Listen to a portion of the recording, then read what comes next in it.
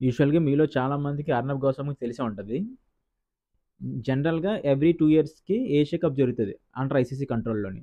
ఈ ఏషియా కప్‌లో ఏషియన్ కాంటినెంట్స్‌లో ఎవరైతే క్రికెట్ ఆడే కంట్రీస్ ఉంటాయో like India, Pakistan, Bangladesh, Hong Kong ఇలా క్రికెటింగ్ ఆడే కంట్రీస్ అన్నీ కూడా పార్టిసిపేట్ చేస్తాయి. ఇది ఎవ్రీ 2 ఇయర్స్‌కి జరుగుతది అండర్ ఐసీసీ కంట్రోల్‌లో. ఇప్పుడు ఈ అర్నబ్ గోస్వామి ఏమంటున్నాడండి, రీసెంట్‌గా జరిగిన ఆపరేషన్ సింధు తర్వాత ఇండియాకి, పాకిస్తాన్‌కి ఫస్ట్ టైం క్రికెట్ మ్యాచ్ జరుగుతుంది ఫ్యూ డేస్‌లో. అది బాయ్‌కౌట్ చేసేలాగా సచిన్, ద్రావిడ్, గంగూలీ రెస్పాండ్ అవ్వాలంట సీరియస్‌గా. వాళ్ళ మీద అరుస్తున్నాడు. అసలు వాళ్ళకేం సంబంధం అండి? వాళ్ళు బీసీసీఐ ప్యానెల్‌లో లేరు. ఐసీసీ ప్యానెల్‌లో లేరు. ఐసీసీ ప్యానెల్‌లో చైర్మన్ ఎవరండి? జైషా. జైషా ఎవరి కొడుకు? అమిత్ షా కొడుకు. సో నీకు దమ్ముంటే if you have dare then question government of India. Why are question this people? They doesn't have any relation to BCCI and ICC. ICC chairman is Jai Shah. If you are dare enough, you can question Jai Shah. Why you are questioning this guys?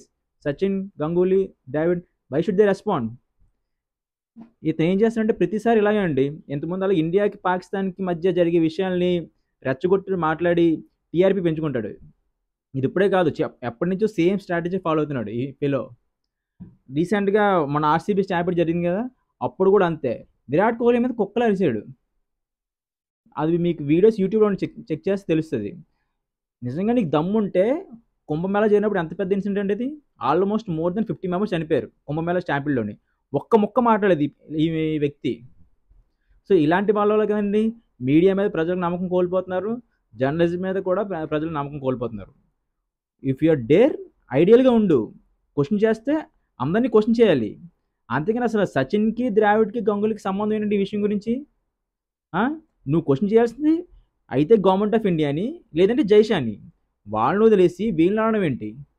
అంటే ఈ attention, ఇలా attention grab చేసి TRP పెంచుకుంటాడు.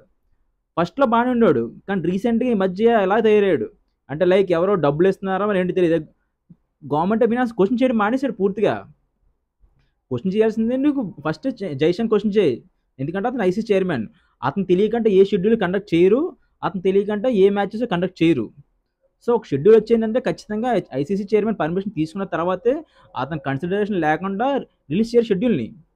So అతను తెలియకుండా జరుగుతుంది Asia cup. నువ్వు దమ్ముంటే జైషాన్ question చేయి, వీళ్ళని కాదు.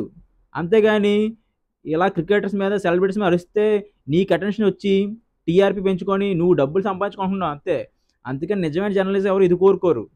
నీకు దమ్ముంటే అందరినీ ఈక్వల్గా క్వశ్చన్ చేయి. Thank you.